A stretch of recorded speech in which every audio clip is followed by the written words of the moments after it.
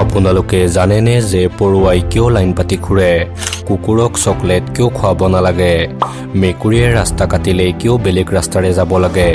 আজি জানিব এনেকুৱা 5টা প্ৰশ্নৰ উত্তৰ। যদি আপোনাৰ জানিবলৈ মন আছে তেনেহলে ভিডিঅ'টো একদম শেষলৈ চাওক আৰু উপভোগ কৰক।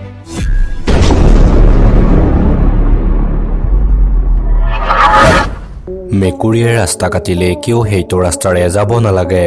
পুৰণি কালত যেতিয়া মানুহে খোজকাঢ়ি বা গৰু গাড়ী লৈ জংঘল পাৰ হৈছিল, তেতিয়া যদি গাড়ীত থকা গৰু বা খৰাই সিহঁতৰ আগেৰে মেকুৰী পাৰ হৈ যোৱা দেখে, তেতিয়া সিহঁতে ভয়তে ইফাল সিফাল কৰিছিল।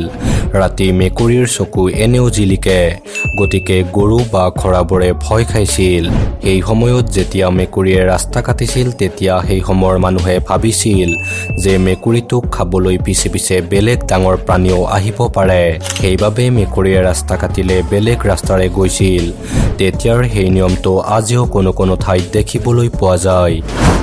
পৰুৱাবোৰে কিয় সদায় লাইন পাতি ঘূৰে? পৰুৱাবোৰৰ তাত এটা বিশেষ ধৰণৰ ফৰমোজ নামৰ কেমিকেল পোৱা যায়। এই কেমিকেলটোৰ সহায়ত পৰুৱাবোৰে নিজৰ গেঙৰ মাজতে সম্পৰ্ক কৰি থাকিব পাৰে।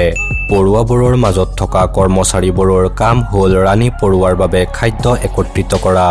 যেতিয়া পৰুৱাৰ কৰ্মচাৰীবোৰে কিবা খাদ্যৰ সন্ধান পায়, তেতিয়া এই ফৰমোজ নামৰ কেমিকেলটোৰ সহায়ত বাকীবোৰৰ লগত চিধাই সম্পৰ্ক কৰিবলৈ এই কেমিকেলটো চিধাই এৰি যায়।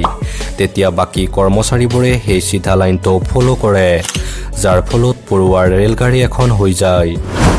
জিৰাফৰ নাম আপোনালোকে নিশ্চয় শুনিছে আৰু ইয়াক আপুনি অখ জন্তু বুলিও জানে, কিন্তু ইয়াৰ জিভাখনৰ এটা ভাল লগা কথা জানে নেকি?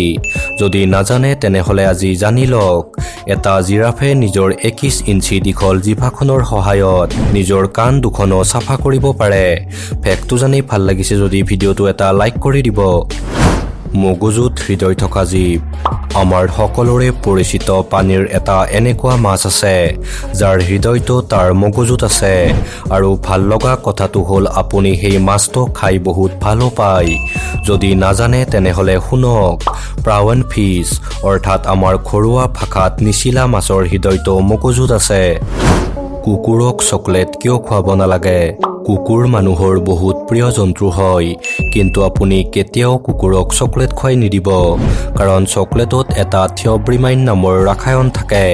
যদি আপুনি কুকুৰক চকলেট খুৱাই দিয়ে তেনেহলে কুকুৰটোৰ বহুত পানীৰ পিয়াহ লগাৰ লগতে তাৰ পেটটো বেয়া হ'ব পাৰে, আৰু কুকুৰটোৰ হৃদয়ৰ ধপধপনি অসামান্য হৈ যাব পাৰে, লগতে কুকুৰটোৰ মূৰ ঘূৰাবও পাৰে। ডাৰ্ক কালাৰৰ চকলেট খালে কুকুৰৰ মৃত্যু হোৱাও দেখা যায়।